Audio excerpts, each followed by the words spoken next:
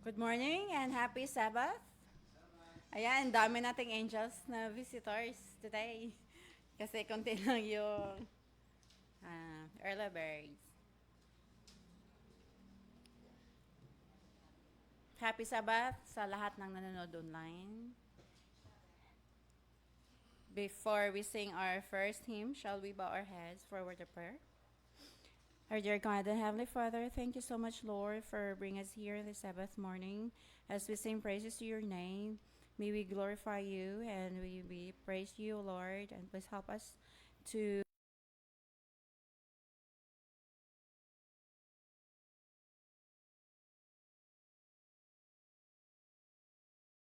pray that you will forgive us for whatever sins we have committed against you, and please accept us just as we are.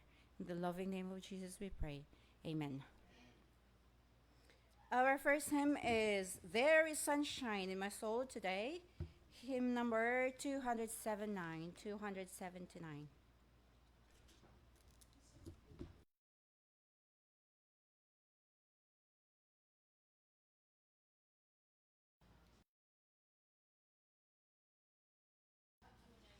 Bakit iba? 297. Mali ba sinabi ko?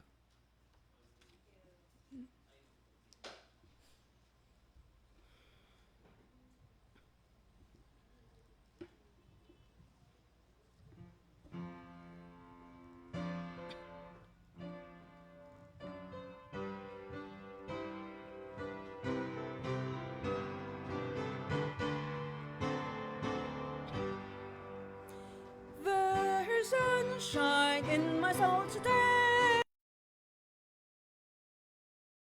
And bright, the hand blows in and earthly skies, for Jesus is my light. Oh, the sunshine, blessed sunshine, when the peaceful, happy moments roll, where Jesus shows his smiling face, there is sunshine in the soul.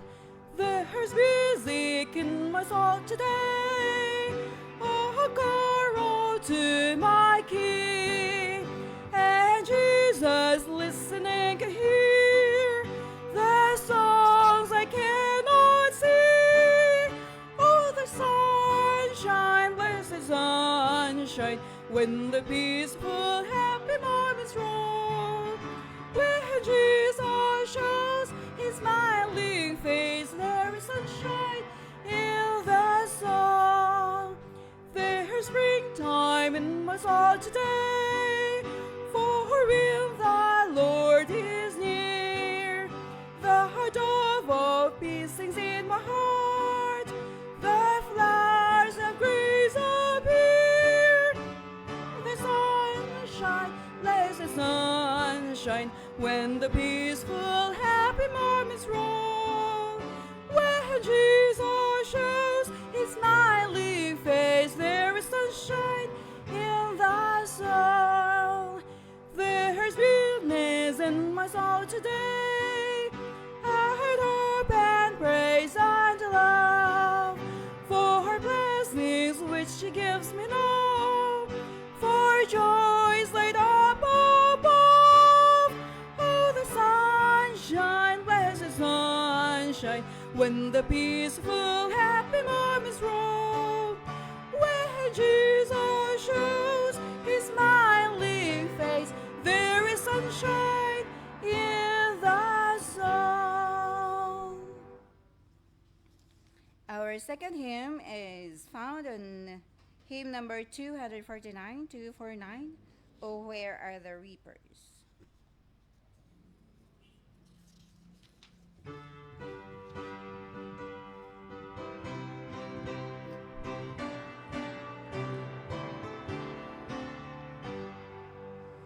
Oh, where are the reapers that gather in the sheaves of the good from the fields of sin? With sickles of truth must the work be done, and no one may rest till the harvest come. Where are the reapers? Oh, we are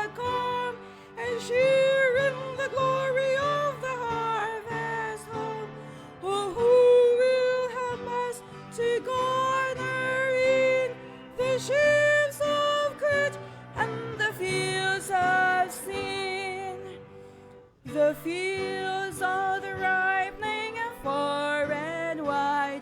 The world now is waiting the harvest tide. But reapers are few and the work is great, and most will be lost should the harvest wait. Where are the reapers? Oh, who will come and share in the glory of the harvest? Oh, who will help us to gather in the sheaves of good from the fields of sin? Oh, come with your sickles, you sons of men, and gather together the golden grain. Join unto the Lord of the harvest come, the share ye with joy in the harvest home. Where are the reapers? Oh, who will come and share in the glory of the harvest home? Oh, who will help us to gather in the sheaves of good and the fields of sin? To continue our worship, shall we sing Welcome Delightful Morn, hymn number 271 to 71.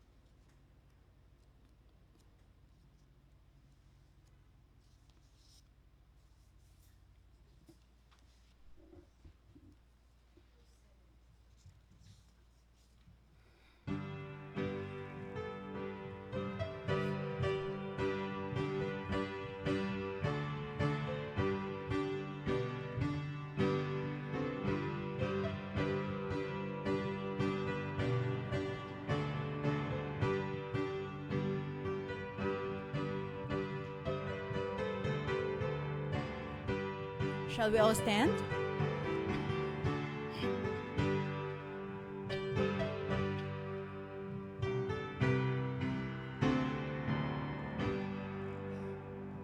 Welcome, delightful morn, thou day of sacred rest. I hail thy kind return. Oh, make this moment blessed. From the low plane of mortal choice, I soar to reach immortal joys. I soar to reach immortal joys.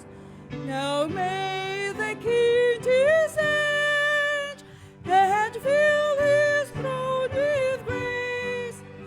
Thy scepter, Lord, extend, while sins address thy face.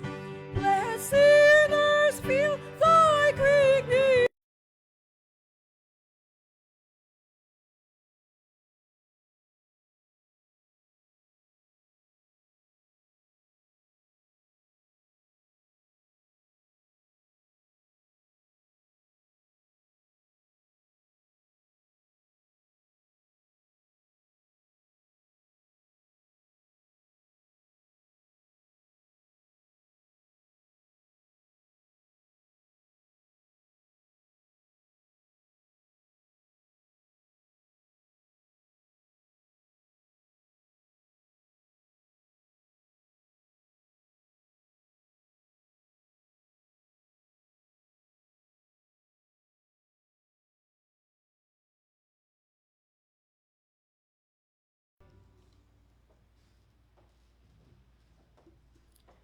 Bago po manalangin si Elder June, ay basahin ko po muna ang ating memory text na makikita sa Hebrew 8 verse 1 and 2. Sabi dito, ngayon ang pangunahing bagay na aming sinasabi ay ito. Mayroon tayong gayong punong pari na nakaupo sa kanan ng trono ng kamahalan ng kalangitan, isang ministro sa sanktuaryo at sa tunay na tabernakulo na itinayo ng Panginoon, hindi ng tao.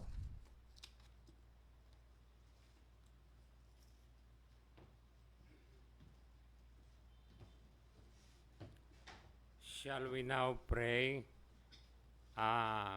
We will kneel down. And if you have some prayer requests, this is the first prayer in the morning of the Sabbath. Kindly raise your hand. Okay, thank you.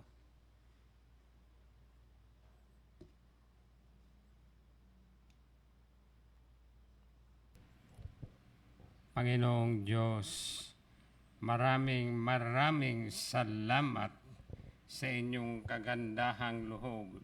Kahit kami matatandaan na, nandito pa rin kami para purihin kayo at papurihan. Ingatan niyo po ang nagtaas ng kamay. They may have some prayer requests.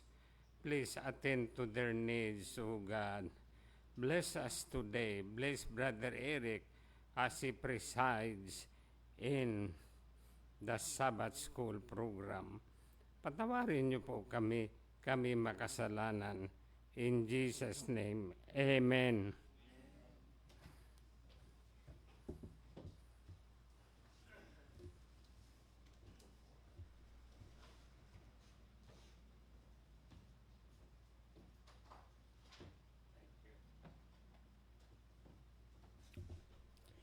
Happy Sabbath po mga kapatid.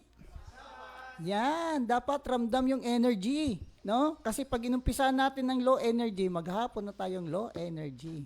No? So kailangan sa umaga pa lang power. Di ba? God is good.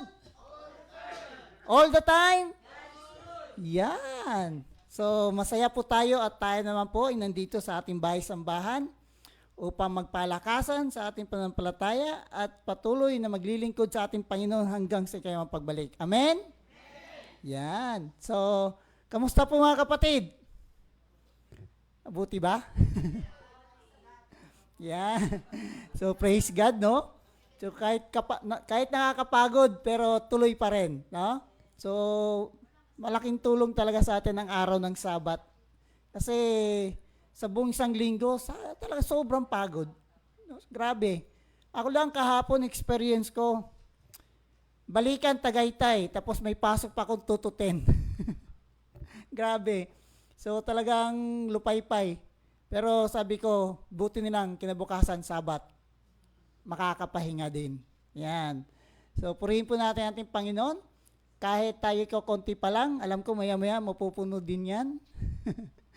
So, ang ating po programa sa umagang ito ay pinangunahan po tayo ng ating song leader na si Ma'am Laverne at ang pianist po natin ay si Doc May at ang nagbigay po sa atin ng opening prayer ay si Elder June Lasco at inyong lingkod po ang siyang welcome remark at ang mission emphasis ay pagka-club sa atin ni Brother Martin at ang ating musical offering ay si Sister Doc.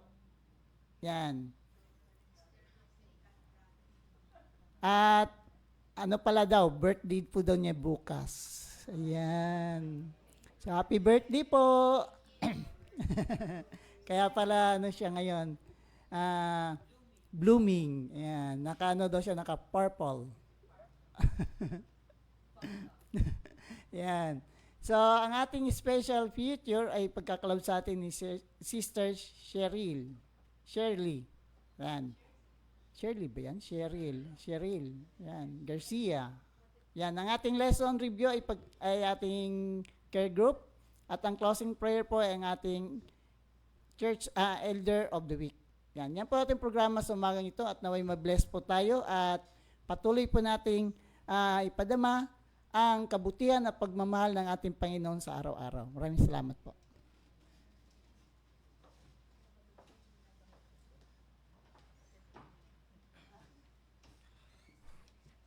Happy Sabbath po sa atin lahat.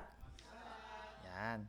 So, ang mission story po natin ngayon ay pinamagatang Calling Random's Number.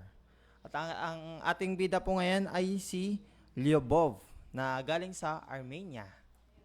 Yan. So, si Lyubov po ay isang Adventistang hindi po.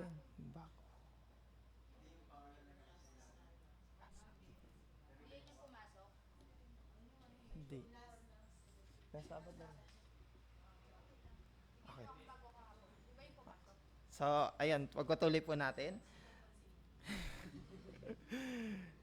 Si Lubov po ay isang panatang Adventista na mahilig mag-share ng mabuting balita sa Panginoon. Ay, mabuting balita ng Panginoon.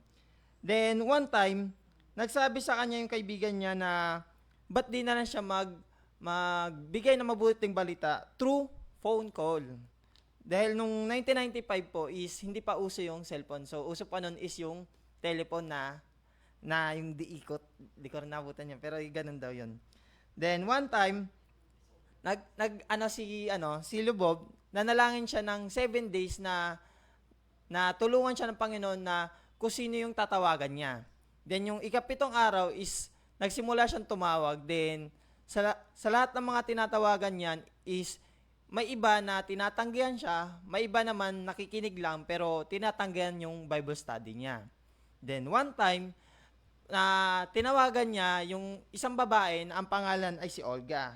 Then, si Olga ay tinanggap niya yung pagba-Bible study sa kanya. Then, yun, habang nagba-Bible study sila is na isingit ni Olga na yung kanyang mother-in-law is may sakit, then matanda na.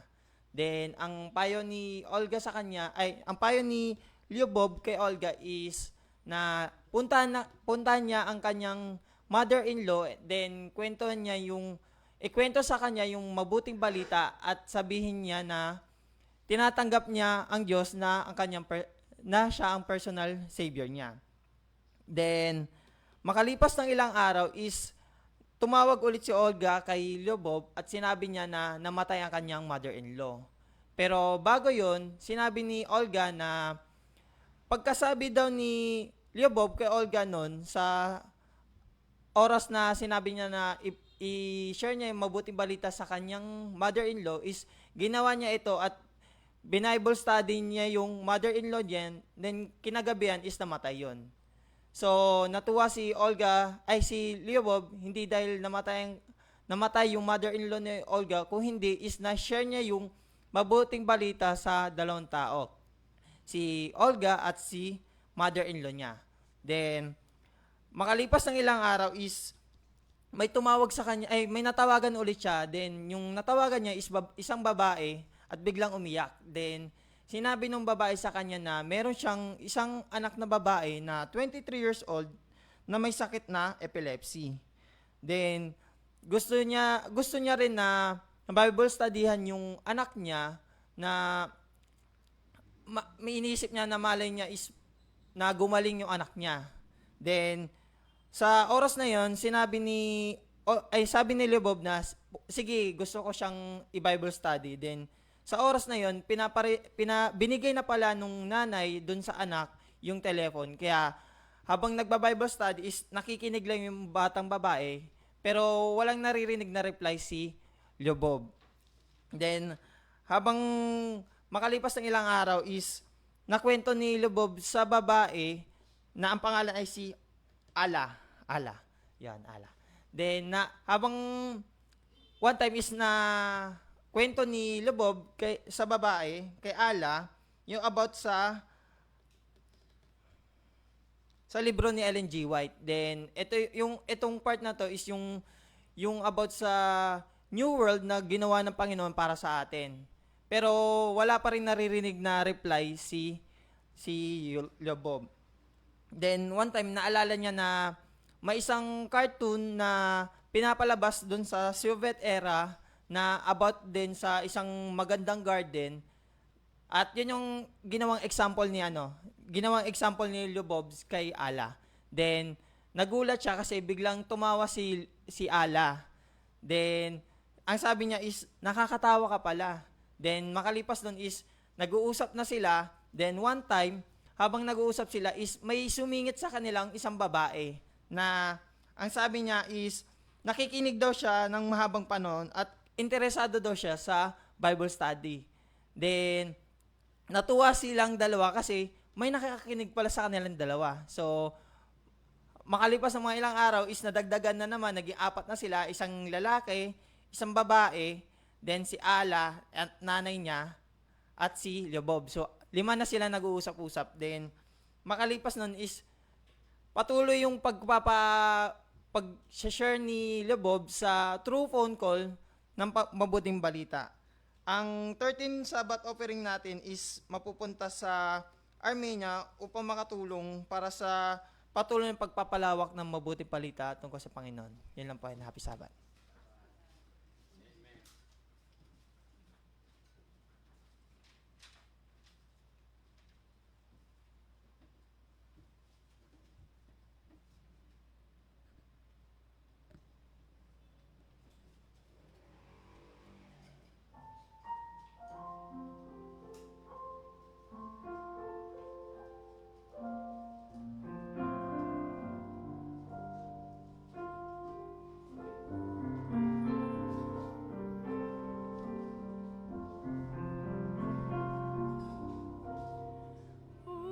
Oh, soul, are you weary and troubled? No light in the darkness you see. There's light for all. Look at the Savior, and life more abundant and free. Turn your eyes upon Jesus. Look full in His wonderful face, and the things on earth will grow strangely dim in the light of His glory and grace.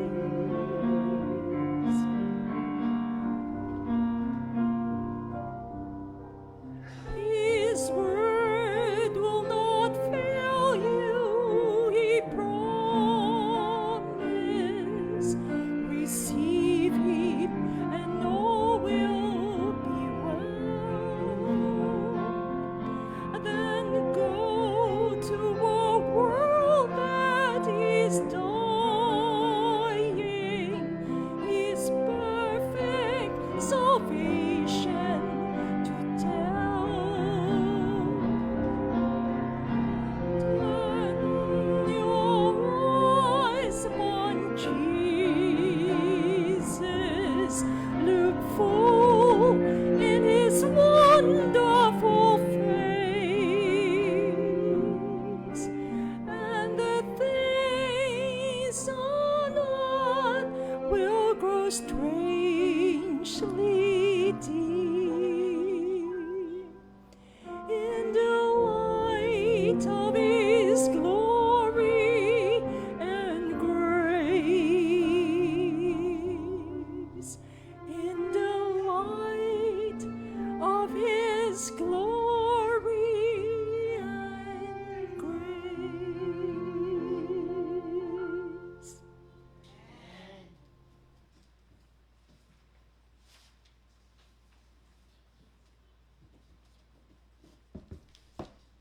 Good morning po and happy Sabbath to everyone.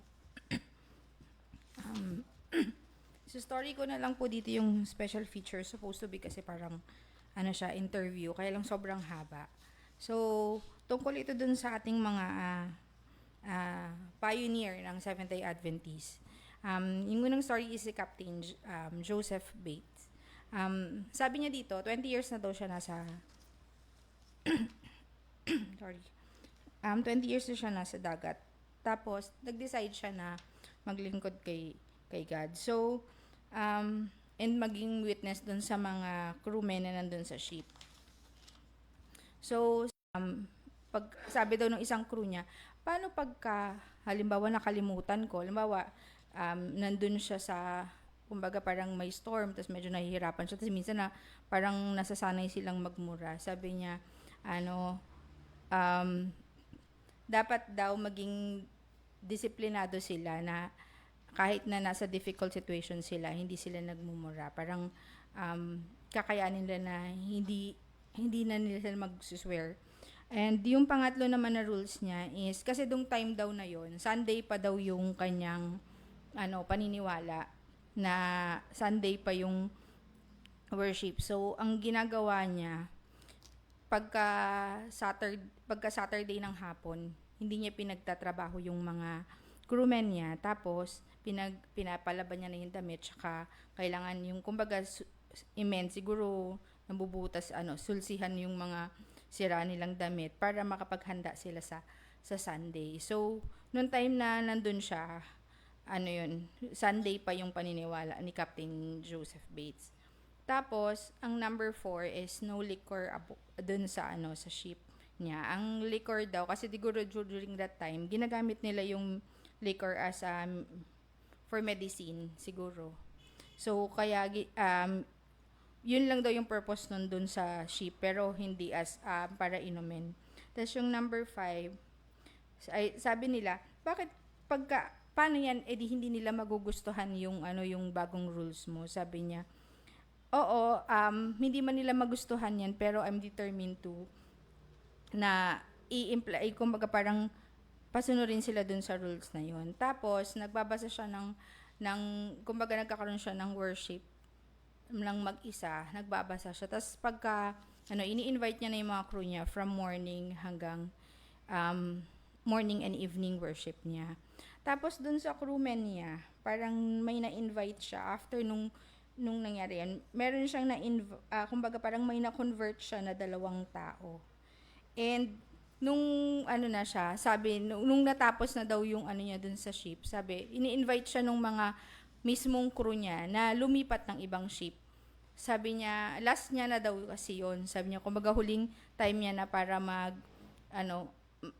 na maging captain. So, hindi na siya sasakay ng barko. Tapos, yung pumalit sa kanya, yung brother niya, na si Franklin, yung younger brother niya. So, yung same rules na yun, ginamit pa rin ni Franklin dun sa ship na yon. And at the same time, there are 115 other ship na gumaya dun sa rules niya. So, ibig sabihin, maraming na-convert or natuwa dun sa rules na ginawa ni Captain Bates na yon. Tapos, dinanong din si Captain Bates kung paano niya natagpuan si Jesus. Sabi niya, in 1824, I began reading the New Testament and my wife had put among my things, sabi niya ganon. At that time, one of my crew had died and I was feeling very depressed. The Bible spoke words of comfort to me and answered the question of my heart. I thought if Jesus was the answer to all my prayers, why shouldn't I give up my life to Him? So, sabi niya, bakit ka daw nag-retire? So, nag-work daw siya against slavery until 1840s and doon niya na-meet si William Miller. Tapos, parang siya na tutulong talaga siya kay William Miller. Tapos binenta niya yung bahay niya at saka yung mga properties niya. Sabi niya, anong naramdaman mo nung 1844?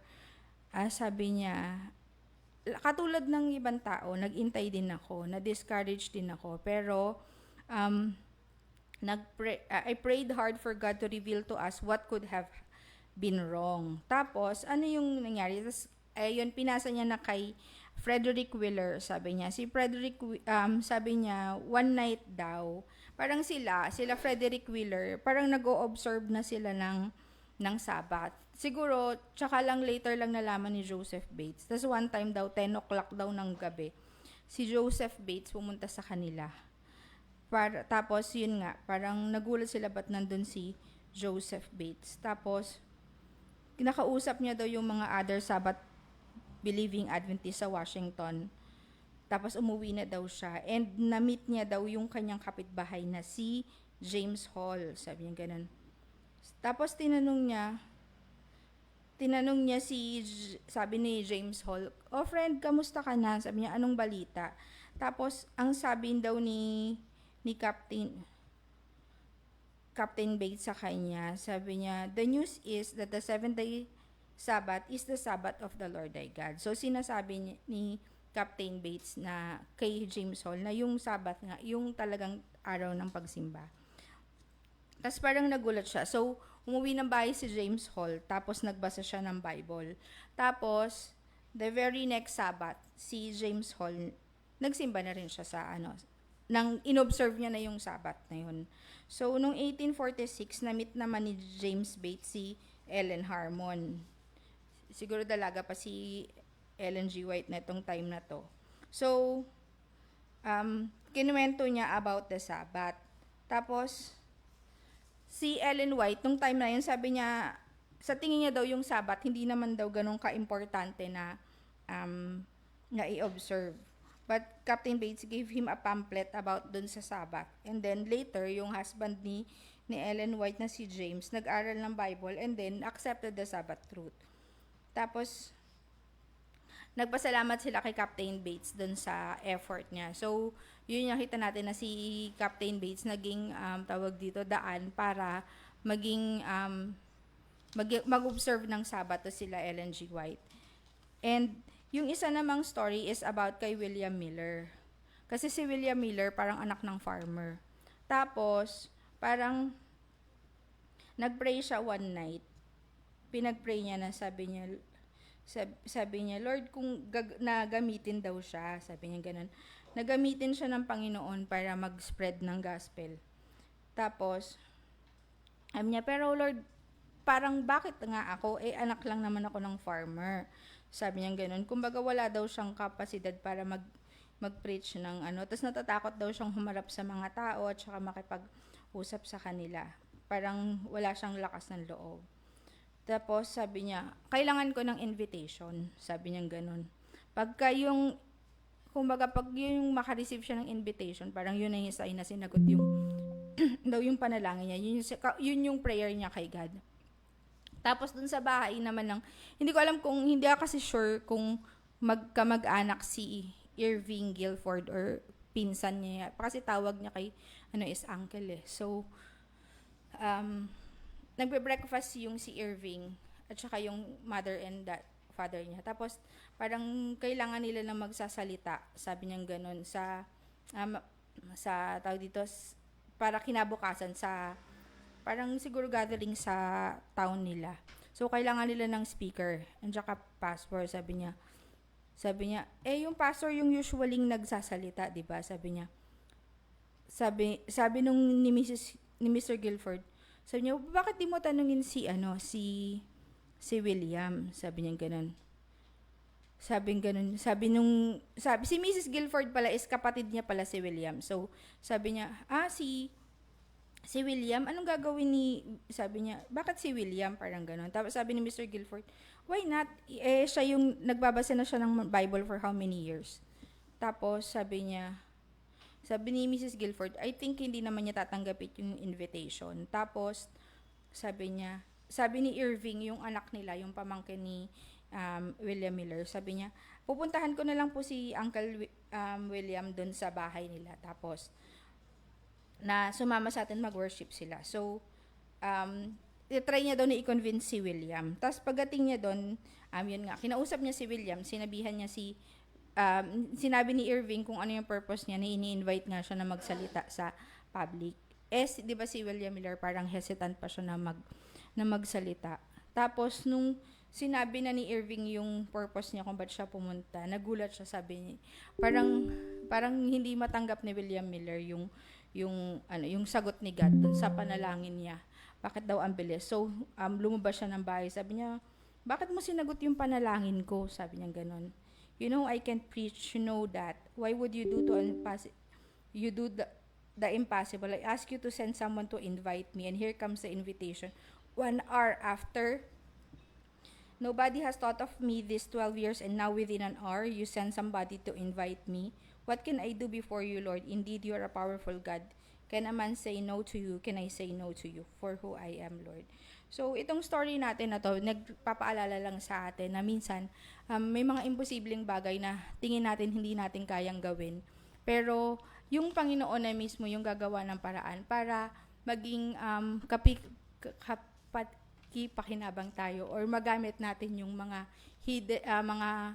bagay na sa tingin natin hindi natin kayang gawin, magagawa natin pagka sigad na yung tumawag sa atin. Sabi nga ng Panginoon, He will equip those who are, He will equip those who are not, unequipped. So, yun, yung Panginoon lang yung gagawa at tutulong sa atin kapag kahit sa tingin natin hindi natin kayang gawin yung hinihiling niya sa ating gawin. Yun lang po.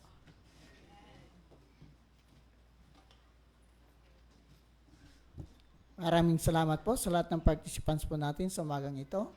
At bago po tayo dadako sa ating lesson, ay tayo po muna tumayo at kamayan po natin ang ating mga kapatiran. I-welcome po natin sila sa ating sambahan at sa patuloy na kabutihan na pinagkaloob sa atin ng ating Panginoon. Yan.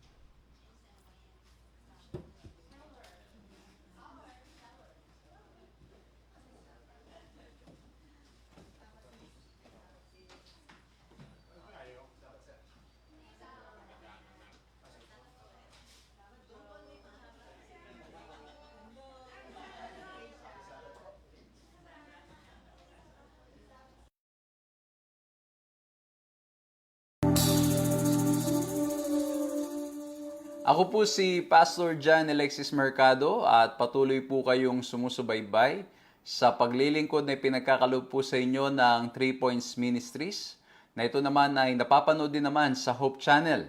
Salamat po sa ating Panginoong Diyos sapagkat tayo po ay nakapagpapatuloy. Patuloy po nating napapahayag, na ibabahagi ang kanyang salita sa pamagitan po ng ganitong mga plataforma. Maraming salamat po sa mga patuloy na nananalangin at patuloy po na nagsishare ng kanilang mga concerns and mga blessings upang nasa ganon ang ating pong gawain ay makapagpatuloy. Maraming salamat po mga ginigiliw na mga kaibigan at mga kapatid. At grabe, tuloy-tuloy na napag-aaralan natin ang salita niya. Tuloy-tuloy po na nakakapagbahagi po kami ng mga ganitong pag-aaral sa inyo. At hindi po namin ito magagawa kung hindi dahil sa biyaya ng ating Panginoong Diyos at kung hindi po kayo nagpapagamit sa Kanya. Kaya naman, muli po maraming salamat po sa inyo at nawa po'y patuloy pa kayong pagpalain at gamitin ng ating Panginoong Diyos upang nang sa ganun ang gawain po natin ay makapagpatuloy. At kung ito po ang unang pagkakataon na nakakasama namin kayo, we are inviting you to like, to subscribe, to hit the notification bell, to follow our page upang nang sa ganun po ay ma-notify po kayo sa mga pag-aaral na amin pong inihahatid. Ano po? At kung kayo naman ay lagi na naming kasama, inaanyayahan ko po kayo to share the video, pakishare nyo po sa mga kaibigan nyo, sa mga mahal nyo sa buhay, upang nang sa ganon, mas marami pong makinabang at nawa po ay ito'y magsilbing paraan para patuloy tayong makapamuhay ng may pananampalataya, may liwanag at umaasa sa ating Panginoong Diyos. So muli po purihin ang ating Panginoong Diyos at sa biyaya po niya ay magpapatuloy po tayo sa paglilingkod, hindi lamang po sa ating online, kundi maging sa ating mga face-to-face na pagbisita sa iba't ibang mga lugar, iba't ibang bansa para po nang sa ganon ang mensahe ng pag-asa, ang mensahe na nanggagaling sa salita ng ating Panginoong Diyos ay patuloy pong makarating sa mas maraming tao. At muli po maraming salamat po at katulad po sa mga panahong ito, patuloy pa rin po tayong nangangaral at nagpupunta sa iba't ibang lugar at nawa po ay patuloy na magawa po natin ito at patuloy rin po kayong gamitin ng ating Panginoong Diyos para po sa mga ganitong uri ng paglilingkod. So muli po maraming salamat at ngayon po tayo po ay magsisimula ng ating pag-aral, ngunit bago ang lahat, hilingin po natin ang kapangyarihan at paggabay ng ating Panginoong Diyos upang na sa ganun maunawaan at maitanim sa ating mga puso ito pong ating mga pag-uusapan. Let's bow our heads and let's pray. Ama po naming Diyos, dakil at makapangyarihan sa lahat, kami po ay nagpupurit, nagpapasalamat sa nagkaloob niyo po sa aming pagkakataon upang makapag-aral ng inyong mga salita. Tulungan niyo po kami, mahal na Diyos, na maunawaan ito. Tulungan niyo po kami na maitanim sa aming mga puso't isipan. Tulungan niyo po kami na ang mga bagay na aming mapapakinggan, mababasa, ay magsilbing dahilan upang nang sa ganon kami po ay mapalapit lalo sa inyo, sa aming Panginoong Hesukristo. Makilala po namin kayo ng lubusan upang nang sa ganon nas lalo po kaming makapagtiwala, lalo na po sa panahong dumaraan kami sa mga pagsubok ng buhay. Salamat mahal na Diyos at alam po namin hindi nyo kami papabayaan. Alam po namin na kasama namin kayo ngayon sa aming pag-aaral na ito. Purihin ang inyong pangalan sa pangalan ng aming Panginoong Hesus. Amen. Isa po mapagpalang panonood sa inyo, mga hinigiliw na mga kaibigan at mga kapatid. At lubos na kagalakan na makasama po kayo. Lubos na kagalakan na patuloy pong mapaglingkuran kayo. Patuloy po kayong sumusubaybay sa ating pag-aaral na may temang The Great Controversy. At ngayon po, ang pag-uusapan natin ay may pamagat na Light from the Sanctuary. Bakit po ito ang topic natin? Naalala nyo ba nung nakaraan? Pinag-usapan po natin yung text na Daniel 8:14 na ininterpret ni William Miller na akala niya, ito na po yung tinatawag niya na second coming. He thought that that this will be the cleansing of the sanctuary here on earth. And he referred it na itong mundong ito ay lilinisin at darating ang ating Panginoong Diyos. But later on, as we continue the study, as some young people started studying the Bible more, instead of getting discouraged after the great disappointment, it was discovered that the cleansing of the sanctuary being referred in Daniel 8:14 was not referring to the sanctuary on earth, but the sanctuary in heaven. At pag-uusapan po natin yan mas lalo pa sa mga susunod po na mga points na isi-share ko po sa inyo. Because as usual, ang ibabahagi ko po ay 3 points na nawa po maging madaling paraan para maunawaan, maging madaling paraan para maibahagi ninyo sa mga kaibigan ninyo at mahal nyo sa buhay, maging madaling paraan para maunawaan itong pag-aaralan natin. At by God's grace po, we want to provide you a simple, relevant, and practical study of the Word of God. Especially ito pong mga konseptong ito, kung pag-uusapan natin ng mas malalim pa, ay talagang it will take a lot of our time. It will take a lot of time to explain and to fully understand this. Pero titingnan po natin in the most practical way para nang sa ganon, makita natin itong pinag-uusapan natin ay may relevance din sa ating buhay. Sa Hebrews 8:1-2, ito po magsisilbi nating key text. Ang sabi ay ganito, "We have such a high priest who is seated at the right hand of the throne of the majesty in the heavens, a minister of the sanctuary and of the tabernacle which the Lord erected and not man." Okay? So malinaw pong sinasabi dito, our high priest is no other than Jesus Christ Himself. Okay? Pag-uusapan pa po natin yan lalo pa sa second point natin. Okay? So, ngayon, para mas maintindihan natin itong mga binasa natin, itong ating binasang talata, kailangan maintindihan natin ano bang meron doon sa Old Testament sanctuary. Okay? Of course, meron po tayong tinatawag doon sa sanctuary. So, sanctuary, meron pong tinatawag na priest and high priest. Okay? Ano ang role ng high priest? Ano ang role ng priest? Yung priest, every day, they are able to serve doon po sa holy place. At meron pong tinatawag na second apartment nung tabernacle o nung sanctuary na tinatawag pong most holy place or holy of holies. At doon po ay naglilingkod yung high priest at pumapasok sa doon to tinatawag po nila itong day of judgment or day of cleansing. Okay? Mas ipapaliwanag ko po yan mamaya. Okay? So, dito po sa pinag-uusapan natin, so again, we need to understand yung concept ng sanctuary. Siguro mas maganda simula natin sa umpisa. Ang priest, meron silang ino-offer na daily sacrifice na lamb. Of course, the lamb representing Jesus Christ. And then, ang nangyayari po, yung blood nito will be sprinkled, okay, in the sanctuary. And then, once a year, yung tinatawag po nating pagpasok ng high priest sa most holy place, ginagawa po yan. So, meron pong daily sacrifice na tinatawag at saka yearly sacrifice. Yung yearly po, yun po yung pagpasok ng high priest sa most holy place. Okay? In the most holy place, nandun po yung Ark of the Covenant. At hindi lang po yun, doon po ay pagpasok ng high priest ay ang mga tao sa paligid, they should be really preparing themselves. Kasi, kumbaga, yung pagpasok ng high priest is interceding. At yung pagpasok doon sa most holy place ng high priest, it represents that yung tinatawag po natin na very presence of God is in that place, and then pagpasok ng high priest, if he is not prepared, he has not really sanctified, but yung hindi siya nagpakabanal at hindi siya, yung motives niya is wrong, he could die there anytime. And that's why meron pa nga pong talian na pwede nilang hilahin yung high priest kung siya man ay hindi maayos ang kanyang paglilingkod o kanyang ginawa ay hindi ayon sa kalooban natin Panginoong Diyos.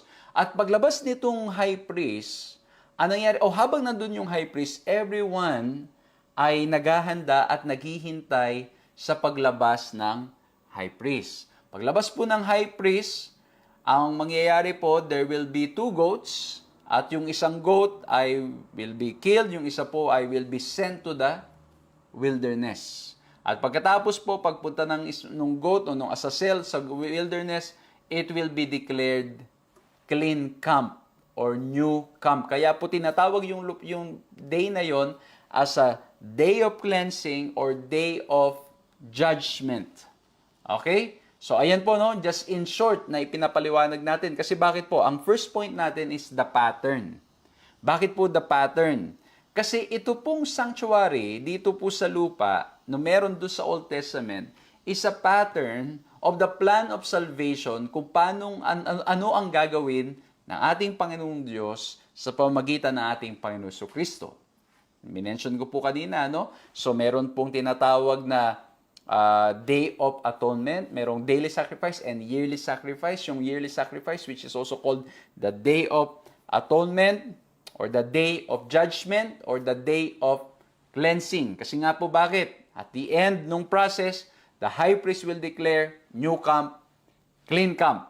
And people, while waiting for the priest to come out, sila ay nagpapakabanal, nagpapakalapit-lapit, at nagre-reflect ng kanilang buhay at umaasa dun sa sakripisyo na tupa na pinatay para sa kanila on their behalf as a substitute. Ngayon, kaya nung minention sa banal na kasulatan sa Daniel 8:14, and he said to me, for 2,300 days then the sanctuary shall be cleansed. So this is referring to the day of cleansing. Okay? Day of atonement or day of judgment.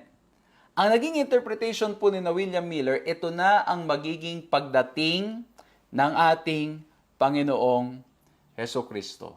And that's why they tried to calculate, they came up with dates, 1844, but then it was considered as the great disappointment kasi bakit po hindi dumating yung kanilang inaasahan. Ang sabi ni Ellen White sa Great Controversy, that at the termination of the 2,300 days in 1844, there had been no sanctuary on earth for many centuries.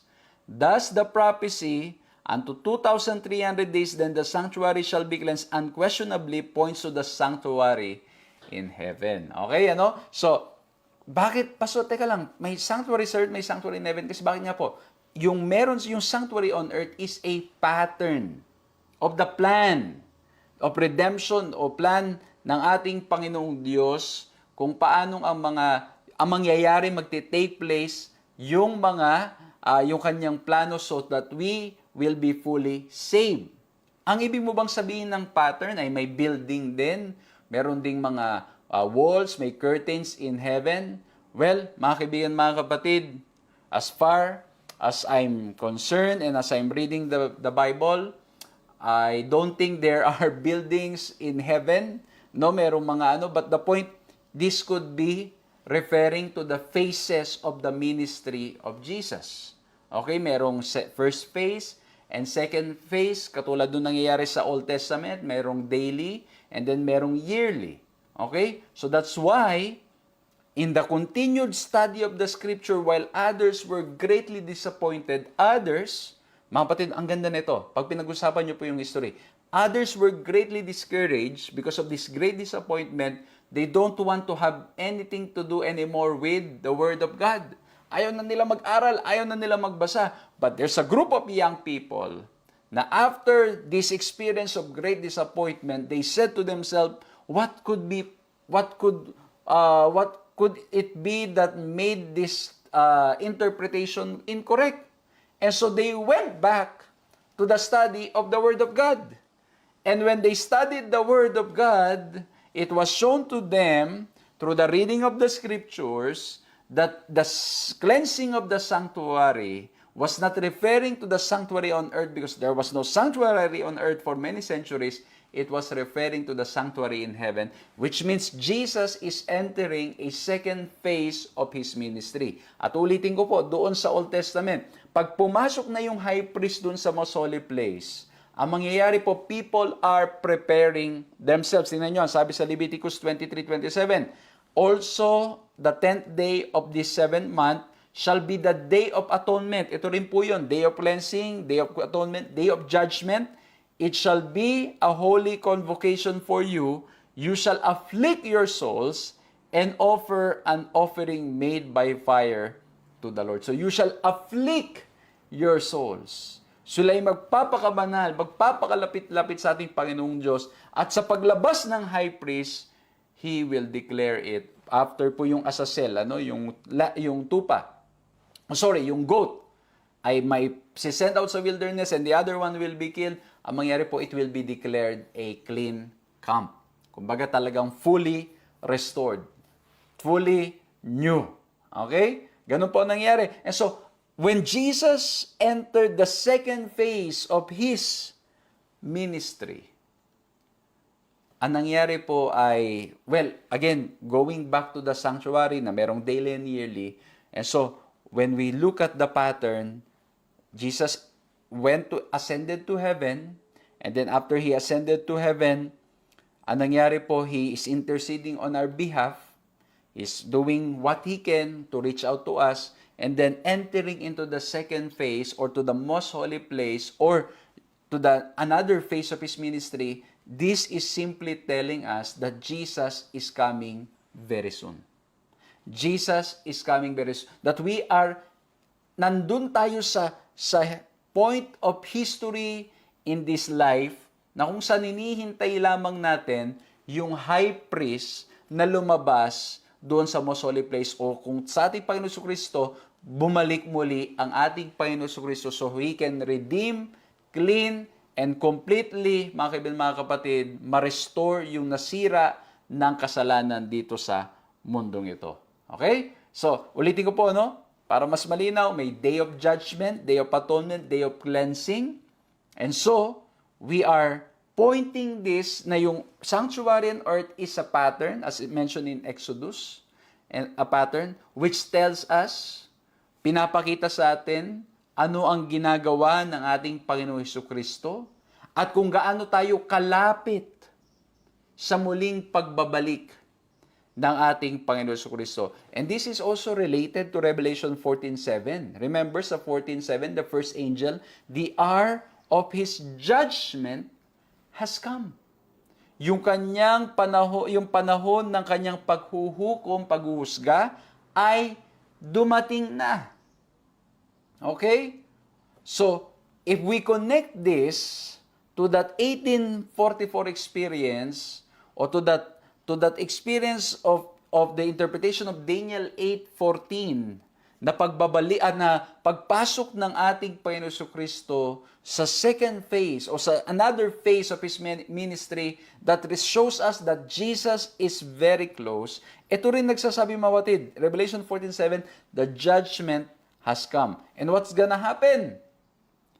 In this judgment time, in this last hour of this life, of these events in this world. In Ecclesiastes 12:14 at marami pang mga texts, it says, for God will bring every work into judgment, including every secret thing, whether good or evil. Okay? So makikita po natin na sa judgment, day of judgment, at yung pag-afflict ng soul ng mga tao na sila ay naghihintay at nagpapakabanal sa paglabas ng high priest dun sa Old Testament na sanctuary, ang nangyari po ay yung tayo po'y pinapaalalahanan that as Jesus is coming very soon because He is in the another phase of His ministry at ang hinihintay na lamang natin na yung kanyang pagdating, we are being reminded that everything that we do, every secret thing, whether good and evil, tayo po ay hinuhukom. Tayo ay tinitignan. Tayo ay nakamonitor. Kumbaga, dahil alam naman ng Diyos eh. Alam ng Diyos. Kaya sabi pa dito sa Matthew 12:36, every idle word men may speak, they will give account of it in the day of judgment. Okay? At ito mga kaibigan, mga kapatid, now, there is what we called, kasi nga po, di ba, ina-afflict nila yung soul nila doon sa Old Testament. So, in our time today, at the same time, kailangan tayo magpakabanal, magpakalapit-lapit sa ating Panginoon Kristo, and at the same time, we are reminded na lahat ng ating mga kinikilos ay bine-mention o tinitignan. Tayo ba talaga ay namumuhay sa pananampalataya? Alam ng ating Panginoong Diyos yan. Okay? Tayo ba'y namumuhay ng ayon sa kagustuhan ng ating Panginoong Diyos? Kaya sabi pa ni Ellen White dyan, when the work of investigation shall be ended, when the cases of those who in all ages have professed to be followers of Christ have been examined and decided, then, not till then, probation will close and the door of mercy will be shut. Thus, in one short sentence, they that were ready went in with him to the marriage, and the door was shut. We are carried down through the Savior's final ministration to the time when the great work for man's salvation shall be completed. Okay? So ito yung nagpapakita, mga kaibigan, mga kapatid ko, na habang tayo'y naghihintay sa pagbabalik ng ating Panginoon Jesucristo, nalalapit na pagdadating ng ating Panginoon Jesucristo, we are reminded, all our actions are being investigated. Okay? At of course, may investigation na nangyayari so that, alam yun, when Jesus comes, the reward will be there. Of course, sasabihin natin, alam naman ng Panginoong Diyos yan because He's all-knowing. Yes, He knows it. But it's important kasi bakit po for the vindication of humanity and vindication of God, nang ibig ko pong sabihin doon ay maipahayag because we will have all these records that will show kung kamusta, kung tayo ba'y tunay na nanampalataya. Kasi po bakit? Pwede nating i-fake. Kaya ito na yung relevance ng pinag-aaralan natin ngayon. Pwede nating i-fake yung ating pamumuhay. Bilang mananampalataya, pwede nating parang magmukha tayo, dayain. Pwede bang dayain? Pwede tayong magmukhang mabait. Pero kung ito'y hindi nanggagaling sa pananampalataya, it will not last. But those who have true faith in Jesus, those who have given their lives and surrendered themselves to God, automatic, it will be shown in their actions. It will be shown in our thoughts. It will show in our words. With whatever we do, makikita at mahahayag kung tayo ba ay tunay na nananampalataya sa ating Panginoong Diyos. Kaya ang ganda nito, mga kaibigan ko, mga kapatid ko, as we look into the sanctuary in the Old Testament and understand that it's a pattern that reveals the plan of salvation, what's gonna happen? Until such time na darating ang ating Panginoon Jesucristo and this world will be cleansed, fully cleansed, renewed, and restored. Pinapakita dito how loving God is. Pinapakita dito na ang Diyos, binigyan tayo ng mapa sa buhay na ito para nang sa ganon, hindi tayo maligaw at hindi tayo malito kung nasaan na ba tayo in Earth's final history. Ito pong pag-aaral natin nagpapakita na tunay ngang nalalapit na ang pagdating ng ating Panginoong Jesucristo. Ngayon may magsasabi dyan, Pastor, tagal ko nang naririnig yan na malapit na dumating ating Panginoong Jesucristo. Ako'y 60 years old na, ako'y 70 na, 80 na. Until now, yan pa rin ang ipinapangaral. Then well, praise the Lord. Because why? Because He is even more nearer than yesterday, than 20 years ago, than 5 years ago. At hindi lamang po yun, mga kaibigan, mga kapatid. Ito rin ay nagpapakita ng biyaya ng ating Panginoong Diyos because the Lord wants to save as many as possible. And so, with the passing of time, we are always being given the opportunity to truly repent and come to Jesus. Napansin nyo ba doon sa pangangaral ni Noe? Bago umulan at bago pumasok sa arka, ano po nangyari? The Lord could have just, magically, miraculously made an ark and gave it to Noah and then flood, automatic. Wala nang rain, automatic flood na lang. But no. the Lord gave Noah a lot of years to preach. Kasi He wants to save as many as possible. And so, the sanctuary in the Old Testament, in the sanctuary here on earth, during the time of in the Old Testament, is a pattern that shows us where we are in earth's final history. That shows us na nalalapit ng dumating ang ating Panginoon Jesucristo, that Jesus is in the phase of the ministry where we are just waiting for Him to come out or to come back here on earth. Ayun lang ang problema. Kahit na meron ng pattern, meron ng guidance, ano pong nangyayari? Tayo ay hirap talagang maghintay. Especially that we live in a fast-paced world. Meron ako napuntahang isang bansa at ang sabi nila sa akin, "Nako, pastor, dito medyo iba talaga ang ministry, napakahirap kasi bakit ang mga tao dito sanay sa lahat mabilis. Pag may konting baga lang, talagang haharapin nila ng puro reklamo yan, talagang i-complain nila at alam mo ganun, katindi mga kaibigan, mga kapatid. Magkaroon lang daw ng traffic, bumagal lang ang internet, ganun, ano? So, kumbaga, may mga ganun mga kapatid, na talagang tayo nasanay ng mabilis. And even sometimes when it comes to God answering our prayers, we want it to be answered quickly. At pag tayo ay sinagot ng maghintay tayo, hindi tayo makapaghintay kasi sanay tayo na parang mga instant na mga pagkain na ibibigay na lang kaagad. Minsan nga pati yung pag-a-apply bilang missionary parang minamadali pa. Na kailangan daw alam niyo mga kapatid, I agree. Kailangan naman talaga na talagang i-encourage natin at alam nyo kami po ay still looking I'm looking for missionaries, and every year I'm looking for missionaries who wants to serve the Lord as a digital missionary. Every year yan. Kaya kung may kilala po kayo na mga kabataan na single, 18 to 35 years old, na willing maglingkod sa ating Panginoong Diyos, then I'll be very happy to let you know that we have this opportunity. But again, mga kapatid, you need to be so committed and you want this, you want to serve the Lord, because when you serve as a missionary, you declare war against Satan.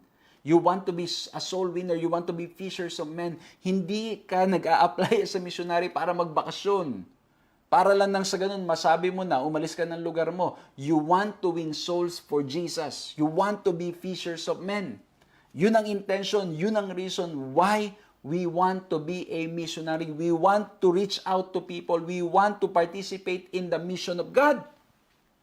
At pag minsan, alam nyo mga kapatid, sa ilang taon na ito po ang ating ginagawa, minsan may mga ilan na, alam nyo yun, talagang kailangan daw, totoo naman, kailangan talaga i-encourage natin patuloy, i-follow up natin. Pero at the end of the day, mga kapatid, alam nyo po, if the person really wants to be a missionary for the Lord, no matter how long it takes, yung process, that person will continue to serve, will want to serve.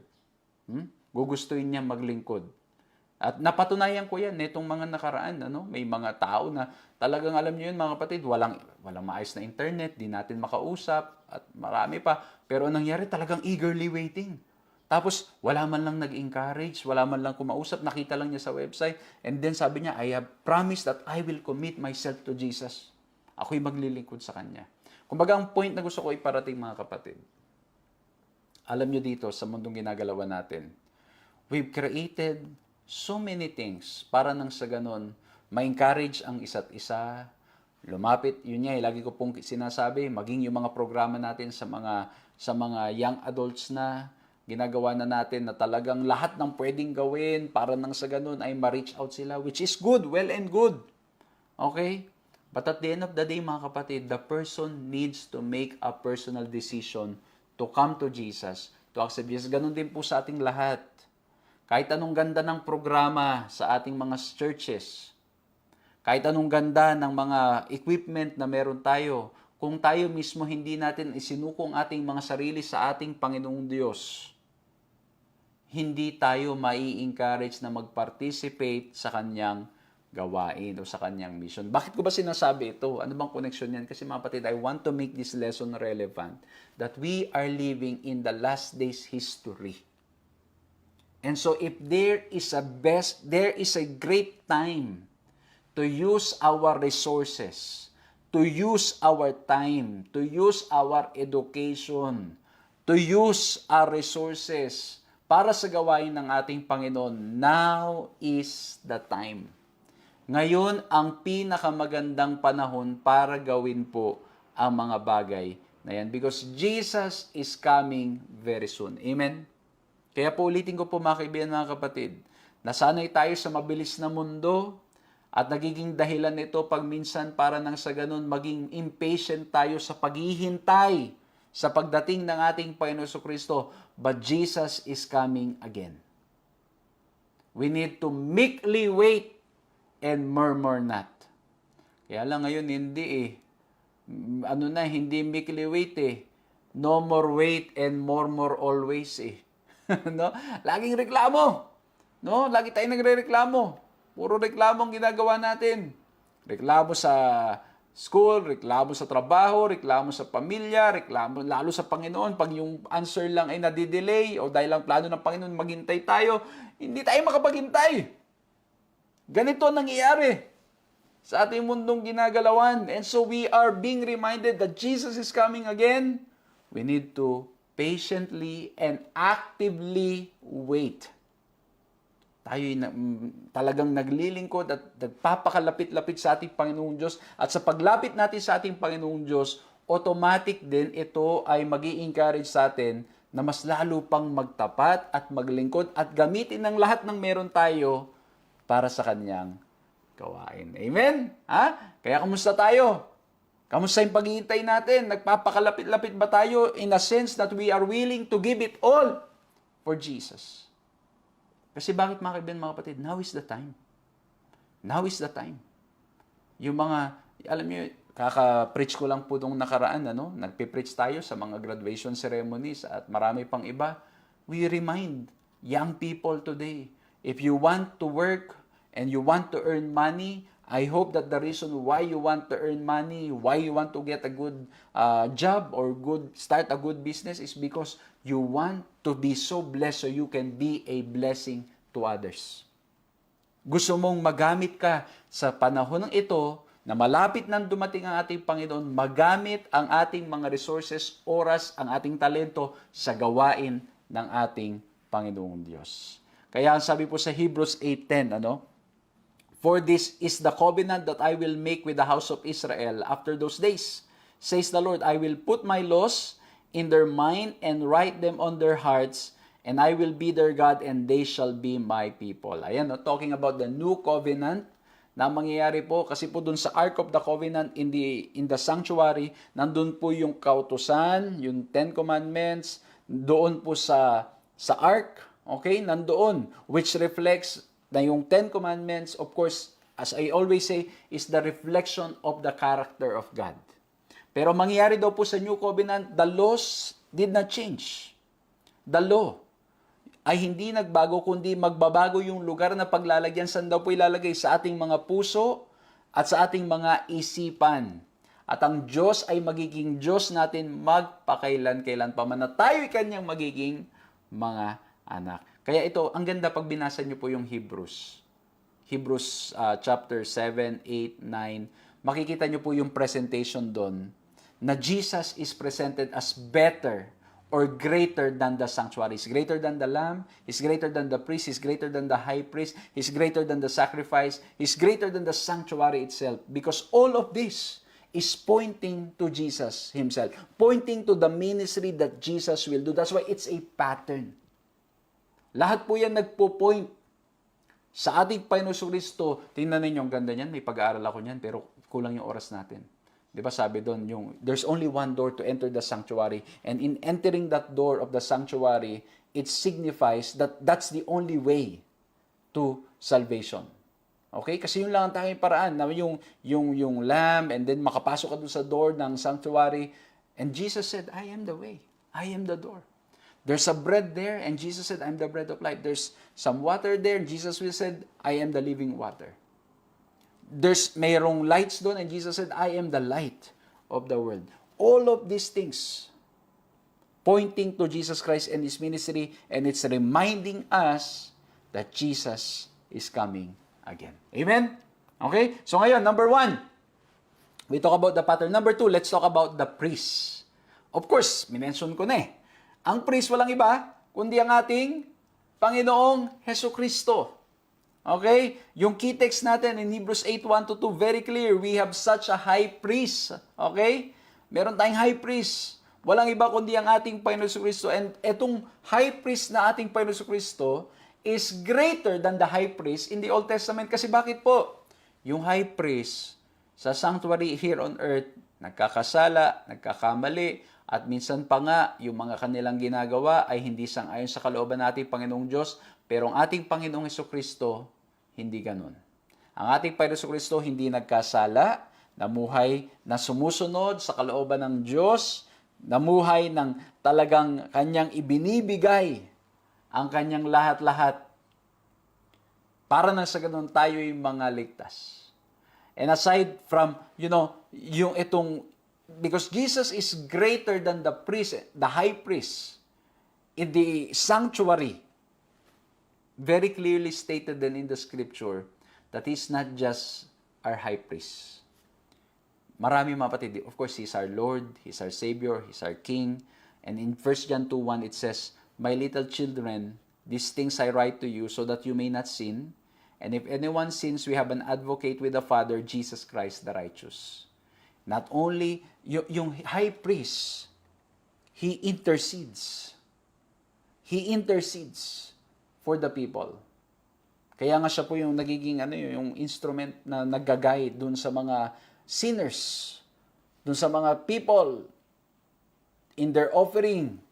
Siya yung nag-guide. Pero dito mga kapatid, Jesus is more than that. Yes, He intercedes on our behalf. He intercedes, but at the same time, He is our advocate. Siya po ay ating abogado.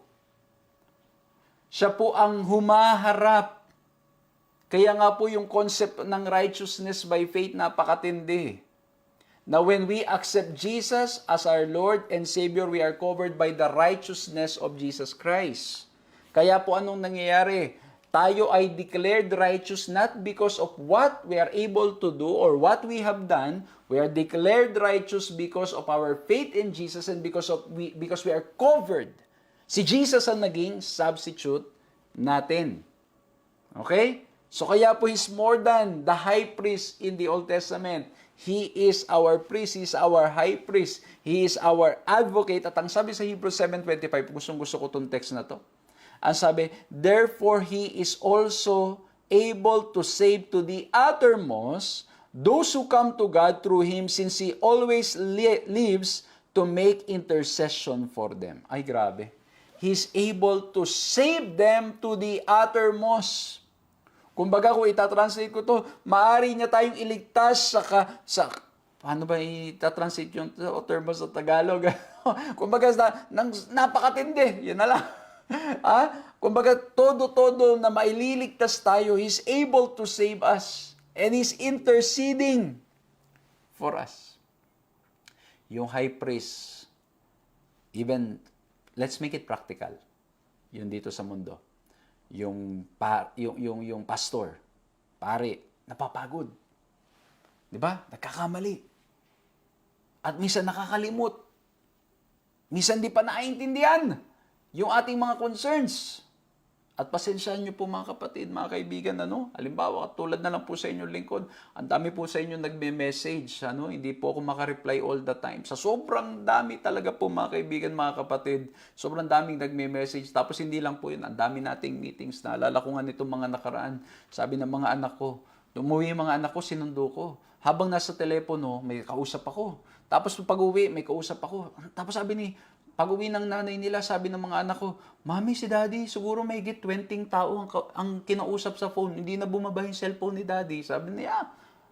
Tapos nitong mga nakarang araw din, grabe mga kapatid ang meeting. Ang point, I'm not trying to justify or explain myself, but the point is mga kapatid, kaming mga pastor, tayong mga pastor, mga tao dito sa lupa, nakakaligta, nakakalimot, 'di ba? Minsan may magtatanong pa sa akin, sasabihin, "Pastor, kamusta nga po pala yung request ko?" Tapos sasabihin ko, naku po, ano nga po pala yun? Sorry po, pasensya na po kayo. Nalimutan ko po talaga. Pasensya. Alam niyo mapatid, nakakalimot. Nakakalimot. So, naging abala, hindi kayang bigyang pansin ang lahat ng mga bagay. Pero ang ating Panginoong Hesukristo, He's able to save us to the uttermost and He won't get tired listening to your concerns, listening to your tears, or listening to your frustrations, your sadness, your stressors. Hindi siya mapapagod dahil mahal na mahal niya tayo. Is able to save us to the uttermost. And no wonder, ang sabi ni David, sabi niya sa Psalms 23 verse 1, "The Lord is my shepherd, I shall not want." Kasi bakit? Alam ng Diyos. Alam niya rin ang tamang solusyon. We just need to be patient and to wait sa tamang panahon. Naalala ko tuloy isang kwento. Meron daw pong isang lalaki o may isang pastor. Ang sabi niya, sino mang may mga prayer request, lumapit kayo. Lumapit kayo. At kayo ay aking ipapanalangin at may nagtaas ng kamay. Sabi niya, Pastor, please pray for my hearing. At ang nangyari, sabi niya, lumapit ka kapatid. Pinalapit niya mga kapatid ko. Paglapit, hinawakan niya yung tenga. At ang sabi niya, Lord, pagalingin niyo po ang tenga nitong aming kapatid at nawa po'y makarinig po siya. Dinalawang kamay pa at makarinig po siya. Tulungan niyo po siya.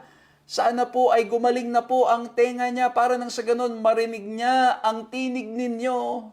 Marinig niya ang sinasabi ninyo. Lord, tulungan niyo po ang kapatid na ito. Amen. Nag-pray siya. After mag-pray ng pastor, sabi niya doon sa kapatid, kamusta? Okay na ba? Nakakarinig ka na ba ng maayos, kapatid? Ang sabi nung kapatid, Pastor, hindi ko po alam, pero yung hearing ko po sa korte ay sa susunod pa pong linggo. Di ba? Nangyayari, mga kapatid. We can be misunderstood by our pastors. We can be misunderstood misinterpreted by each other, na minsan na nangyayari po, may mga concerns tayong nilalabas, nagkakaroon ng misinterpretation, misunderstanding, but our high priest, Jesus Christ, our advocate, our friend, our lover, our Savior, our Lord, our Master, will always understand. And He can save you and me to the uttermost. Amen? Ay, grabe, ang ganda. Kaya sabi sa Desire of Ages, justified by His righteousness, in which we had no share. Wala tayong ambag. Ang pwede lang natin gawin, tanggapin ang sakripisyo na Kanyang ipinagkakaloob sa bawat isa sa atin. Amen? Alam niyo, grabe mga kapatid, ang galing. While we are looking at the pattern, reminding us that Jesus is coming very soon. Okay? Reminding Jesus is coming very soon. We are also reminded of our priest who's interceding and who understands and who knows the answer to all our problems, to all the situations that we are facing in this life. Alam niya. Alam niyo, dito sa lupang ito, ikikwento ko lang mga kapatid. Ako po, as I try to take care of, missionaries from different parts of the world, na ito po pinagkatiwalang trabaho sa atin o gawain sa atin ng ating Panginoon. Alam niyo yun, at bilang ama, there are times that as a leader, as a pastor, as a father to my kids, I need to make tough decisions na hindi maintindihan. Hindi maintindihan. Alam niyo mga kapatid, may mga action ka na i-questionin, bakit ganun, ba't ganyan. Pero alam mo yun, ang puso mo, kaya mo siya ginawa because you love. You want to protect. You want to care for people. And ang point ko mga kapatid, even if we have the right intentions, right purpose why we do things, it's still possible that we will be misinterpreted. Mami-misinterpret pa rin tayo. Pero ang maganda, ang ating Panginoong Diyos, very clear, He's a loving God. Although many people are trying to misinterpret Him, Many people are trying to misinterpret and misquote the scripture, but when we look at the Bible, we will see a God who loves and who cares and who wants us to be safe. At ako mga kapatid, aminado rin ako na sometimes, although my intention is love, sometimes my approach can be very wrong. Can be wrong na I can be impulsive at times in my decision. Although my purpose, my desire is to protect and love, bilang tao, nagkakamali po ang inyong lingkod. Minsan, ang mangyayari po, madadala tayo ng rush ng ating emotions, and so masasabi natin sa paraan na hindi, alam mo yun, tama yung sinasabi mo, pero yung paraan mo ng pagsabi, hindi tama. And it only shows our limitations bilang mga tao. Kaya ang pinakamaganda, lalapit tayo lagi sa ating Panginoon Jesucristo, who can help us and who can grow us. Amen? Kaya po mga kapatid, kung may mga problema tayo, may mga pinagdadaanan tayo, Jesus can save us to the uttermost. And if in case mga kapatid, sa mga napaglingkuran ng inyong lingkod, if in case po na I was able to hurt you in my approach, although my intention and my heart is just to really protect, to love you and care for you, sa mga, o kaya dito sa ating online ministry, kung baka may mga nasabi tayo na nasaktan mga kapatid, at the end of the day mga kapatid, I ask for forgiveness. We ask for understanding. Kasi bakit mga kapatid, we are all growing together, pero ang maganda, ang makapagliligtas sa atin ng lubusan, ang talagang dapat nating tinitingnan at dapat tayo nagtutulungan na mas lalo pang mapalapit sa Kanya ay walang iba kundi ang ating Panginoong Hesukristo. We have no share sa salvation. We are justified because of what He did for us. Amen? Ay, grabe, ang ganda. Praktikal na pag-aaral ng ating leksyon. And so, the first point, the pattern. Number 2, the priest. And now, number 3, let's look at the plea. Ano ibig mo sabihin, Pastor? Ano ang panawagan? Ano ang humble appeal? Ano ang panawagan sa bawat isa natin? What's the plea for all of us in Hebrews 4:16? Ito ang ganda. Let us therefore come boldly to the throne of grace, that we may obtain mercy and find grace to help in time of need. Ano daw po? Ano ang panawagan sa atin? Ang panawagan, let us therefore come boldly to the throne of grace while we look at the pattern of the sanctuary here on earth and understand that Jesus is coming very soon. That Jesus is in the phase of His ministry, that He's about to come back. He's about to come out of that place, and then He's coming again here on earth. We are to look at the priest who's able to save us to the uttermost, and His plea is that we come boldly to the throne of grace. Lumapit tayo sa Kanya. Kasi bakit mga kapatid? Sa paglapit natin sa Kanya, matatagpuan natin ang kaawaan at biyaya na Kanyang ipinagkakaloob sa atin, lalo na ngayon, that we live in this world, that we really need direction, we need His mercy, we need His grace. The only way to do it is to come boldly to His throne. Meron po bang sumusubaybay ngayon na hindi nyo pa fully naisuko ang buhay nyo sa ating Panginoon? I invite you to come to Jesus. I invite you. I know for many of you, you're just sitting down, or maybe ang ilan sa inyo nakahiga, nanonood nitong pag-aaral na ito. Whatever your position is, position your heart in a way that you are surrendering yourself to Jesus. Isuko natin ang lahat sa Kanya because He's able to save us to the uttermost, and He is calling us to come to His throne of grace so that we will experience His love and mercy more and more. Lalo na po sa mundong itong pasama ng pasama. Puro problema, iba't ibang masasamang balita, bad news na napapakinggan natin sa mga nangyayari sa paligid natin, digmaan dito, digmaan doon, lindol, tagutom, sunog, baha, at marami pang iba. nagpapakita lamang kung gaano katindi ang resulta ng kasalanan, and the best thing that we can do today is to come boldly to the throne of grace and find grace in Jesus Christ. Mga kapatid, let's come to Him. Isuko natin ang ating buhay sa Kanya. This is the best time. We are living in the last days.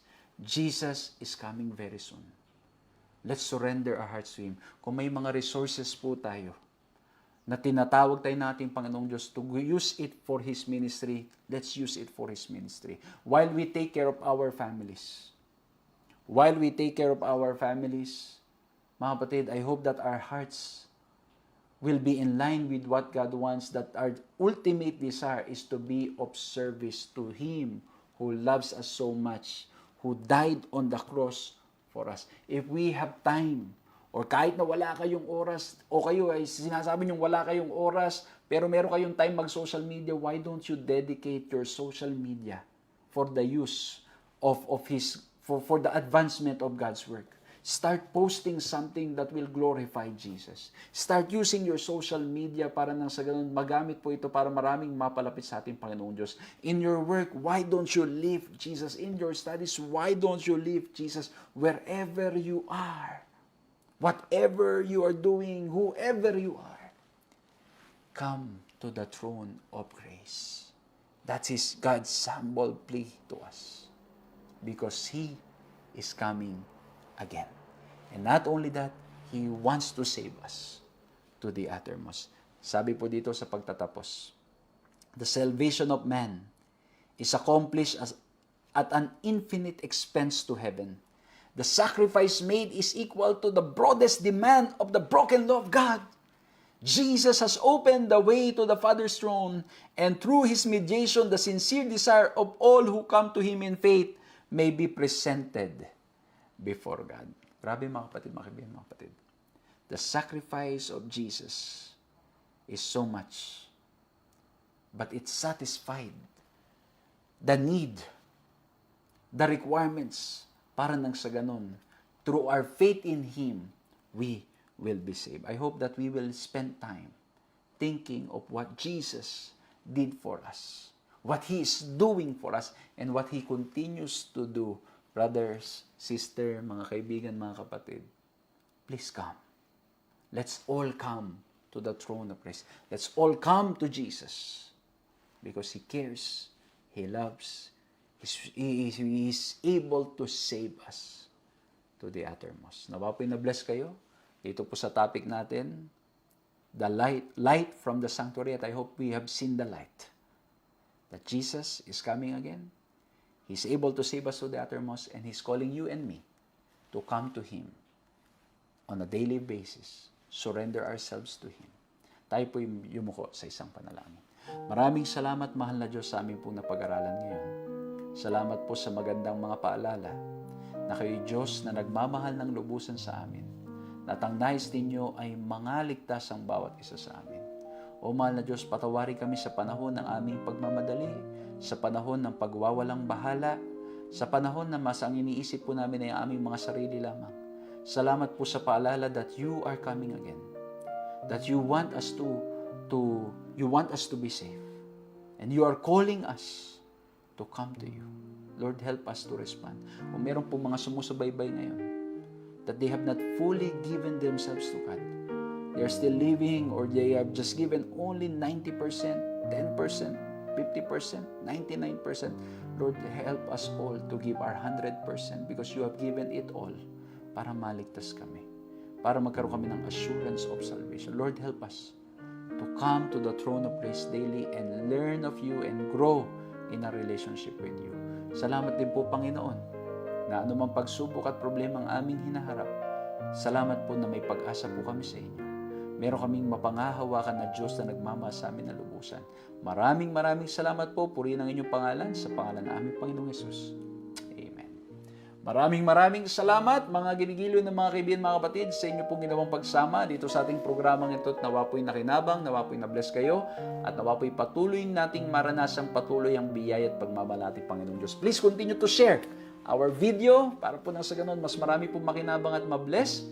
And again, mga kaibigan ko, mga kapatid ko, thank you very much for your prayers, for your support, and by God's grace, we will continue to serve the Lord, to serve all of you sa pamagitan po ng online and face-to-face ministries. Maraming salamat po sa suporta ninyo at sa pananalangin ninyo. Purihin ang pangalan natin, Panginoong Diyos, at magkita-kita po tayong bali sa susunod na mga pag-aaral.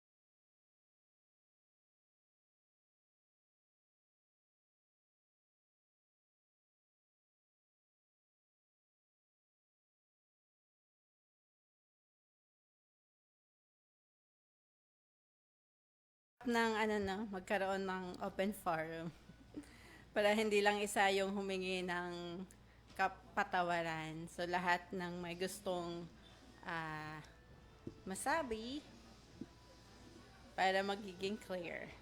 Let's think about that. Kasi maganda din yun po na magkaroon tayo ng open communication to each one of us. To close our Sabbath School service, our worship, shall we sing, I Will Go With My Church?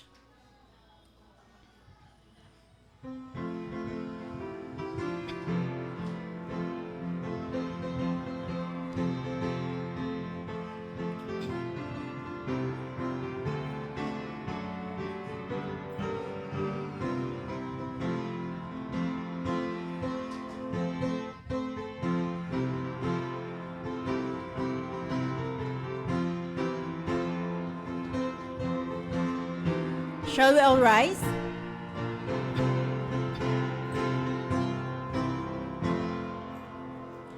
Commissioned by the loving God to go, the church must really need to know. Here and there, equip each one too, who will give their all so others may do. Yes, oh yes, I will go with my church and urgent God's church, proclaim God's love, prepare one and all, by living like Christ, make each man whole. You and I will have no time to waste, preach the world, go serve, heal and teach. As Christ's disciples we must hold, Christ is coming soon, so let's blessed hope. Yes, oh yes, I will go with my church and urgent the old God, God's torch, proclaim God's love, prepare one and all, by living like Christ, make each man whole. Not by might nor by power, but by His Spirit. This is my vow, I will go. Oh yes, with my church I will go. I will go.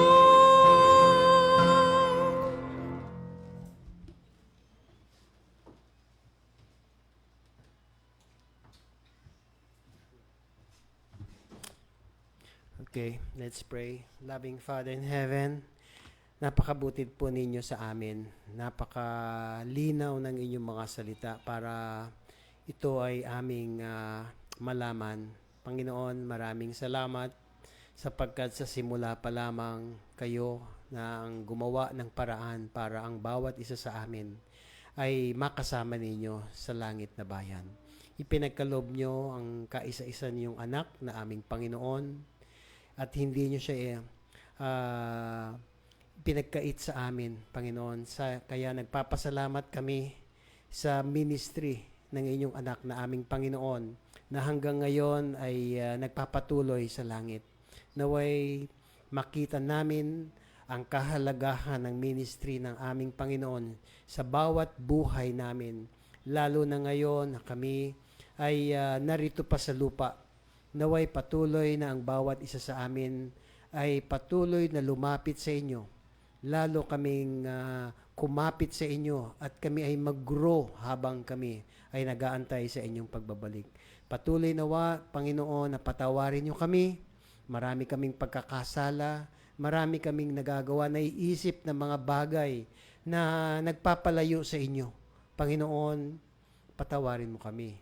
Tanggapin mo ang aming dalangin sa pamagitan ng dugo ng inyong anak na aming Panginoon na siyang maglilinis sa lahat ng aming mga karumihan.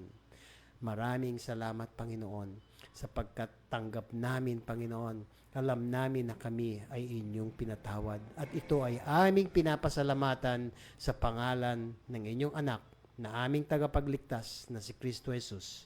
Amen.